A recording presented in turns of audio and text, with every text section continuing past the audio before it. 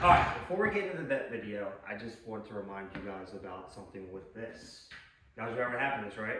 Well, it's back together. So we have been hustling on this as much as the vet. So it's Saturday night.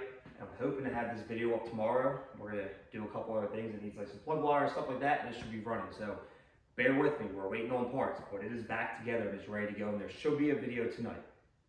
As of for this, that will come when it comes. Let's get to the vet content.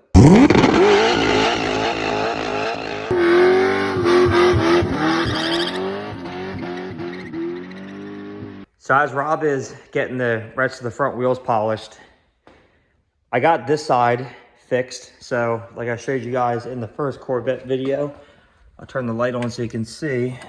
You see this stud back here? Where's the light at?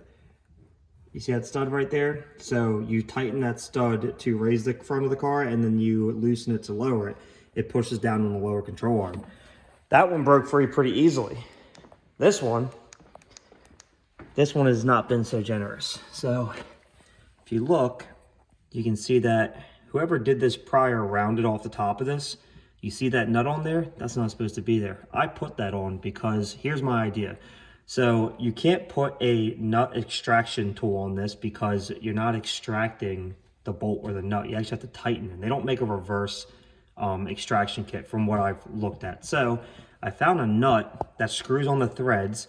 I'm gonna get that down, then put another nut on top of that, make them tight. It is now a 13/16 on a 1/2 inch ratchet or impact, and I'm hoping that breaks it free. We have soaked this thing for weeks and still can't get it to break free. We've tried everything on this. So I'm putting a nut on it, and then we're gonna see if it breaks free. And Rob's just over there polishing wheels. Looking pretty good though. Look how good they're turning out. They're gonna look real good. But we gotta get this fixed to get these wheels back on this car. So let's see if the impact breaks it free. All right, well, moment of truth.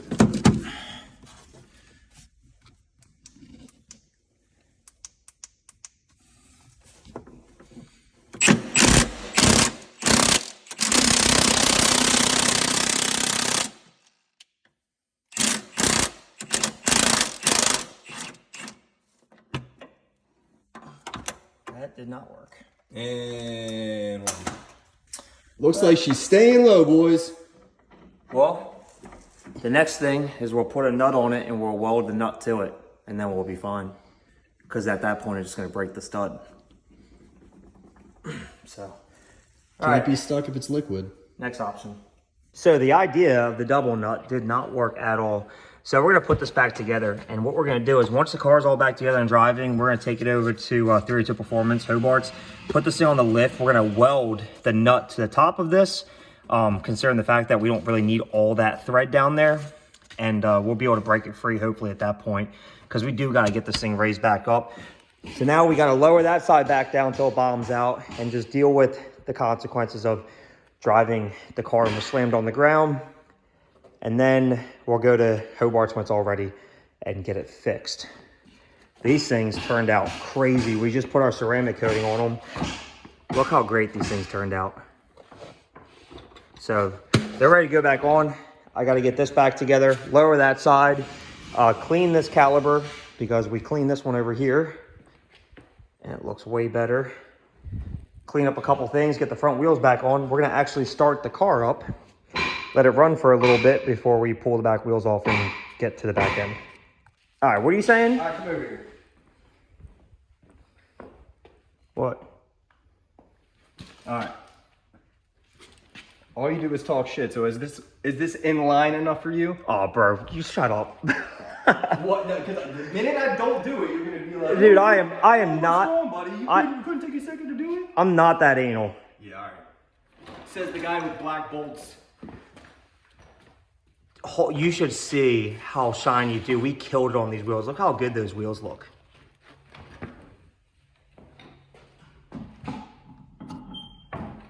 You gonna be able to do that by yourself? Shut up, bro. If anybody ever needs their wheels done, I do polish wheels. I just don't know if I'll do yours. They look awesome. Yeah, that works for me. I'm happy with it. Now we just gotta clean the tire. We'll get back to that. So now we're pulling off the rear wheels to do the same thing we did to the front. We're also going to clean up these calipers as well. We're going to do the same exact thing we did to the front. But man, look how bad these are. I thought the rears are going to be a little bit better because obviously they don't use as much brake dust. But I guess when you spend 7 years of not taking care of your wheels, no offense, Rob, but it's the truth. It's kind of what happens. Now, 99% of people with cars will never take their wheels off and clean the hubs. So probably 90% of racers' wheels look like this, or car enthusiasts in general. But you guys know my standard, and it's going to be Rob's new standard now. We take the wheels off at least minimum twice a year and clean the barrels and re-ceramic them. That's why the inside of my wheels always look brand new. And obviously the inside of his wheels are going to remain like that too, because you can see how good they look now inside there, all nice and polished. So we're gonna do one wheel at a time. I don't want to take both off. That way I can, if both are off, I'll be kind of lazy probably and just take my time. But I'm trying to get these things knocked out this week. So I'm gonna do one, get it all done, put it back on, take the other one off, do that. And then we're gonna get this over to Hobart's to fix the front suspension issue we're having. So I lied. It started snowing outside and I was like, you know what? I gotta get these wheels cleaned, and it's supposed to be crappy all next week. So I was like, I'll get both of them off now, get them cleaned, and then let them dry in the shop so I can polish them, because I'm not trying to work outside when it's snowing or it's below freezing. But we got this one done over here, just to give you an idea. I didn't use acid on the front, but I did use acid on the barrel because it was bad. But obviously it doesn't matter because we're repolishing these wheels completely. But you can tell the difference of just a good clean of the difference. So regular cleaner, degreaser, brake cleaner, wheel cleaner, whatever alone will not take off the corrosion on the barrels. They cleaned up the front pretty good on the other one, but on the barrel I had to use acid. I don't want to use acid on the front of this, only because I'm kind of iffy with the company, because the acids were really strong if it would actually eat into the clear of the powder coat. But I don't want to really mess up the front because it's not that bad. It just needs a good polish. But the back I had to, or you can wet sand it all the way down, but the acid definitely saves you a lot of time. So let's get this one all cleaned up. We'll get both of these polished and we'll get them back on the car. All right, so you guys can see it's definitely snowing, but I just want to show you guys something. So I used probably the best wheel cleaner out there. Brake Bomb, this stuff is really, really good. And as you can see, even with a bristle I scrubbed, and it still didn't get it all off the barrel. That's why I got to use the acid on it, but it cleaned up the front pretty good besides what needs polish. But I just wanted to show you guys why I had to use the acid, because it is corroded on there, and you either got to use acid or you got to sand it off with like usually start out with like 800 and work the way up to like 3000, but the acid just makes it way easier, and I'll just be able to polish that out. If you really wanted to get all these imperfections out, as you can see right here, you got to sand all that out.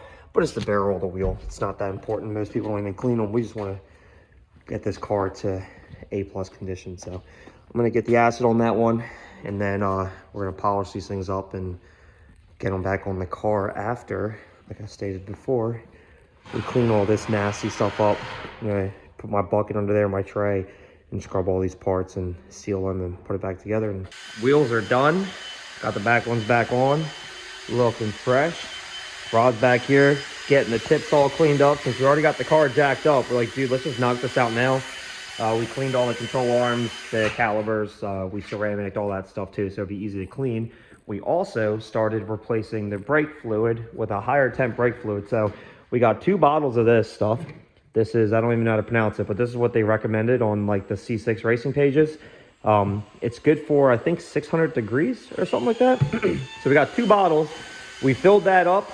We sucked out as much as we could with our pump system, literally right to about here so you don't get air in the line. Then I slowly filled it up, and then I bled that out, and it went from yellow to about clear. And then we did the other side, which didn't take that much long because the main line itself obviously was pretty full. So we're gonna get the back finished up, get the car dropped back down, jack the front up, get the brake fluid bled from that side and that side, because last time he ran at the track, this thing traps a decent mile per hour, and he said the brakes felt real spongy. We smelled the fluid and it smelled burnt. So this is one of the upgrades. Eventually, Mesic Racing is going to hook us up with a set of Aeromotive billet race brakes, A few other things. We might get some cow track suspension on this as well. But let him finish it up, get this thing on the ground, jack this up, get that done, and then it's on to the hood. All right, so the Vette's back together. Everything we wanted to do. Like I said, the wheels got all polished. We did all that whole cleaning, shenanigans, whatever. We got the hood set. The problem with this hood is it is aftermarket carbon fiber.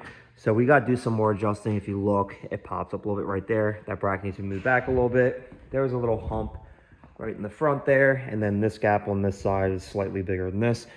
It's just stuff that normal people wouldn't care about, but it bugs me. But we are not taking this over to Hobart's right now to do this bolt suspension thing because Hobart's actually going on vacation tomorrow for a week. We had a couple of things tied up on this car, so we want to get everything else knocked out, and we'll get this car over to him sometime when he gets back. So as of for the Vette project, the detail cleaning part, the whole wrap pull off shenanigans is all done. Now, Rob did order some awesome parts for this.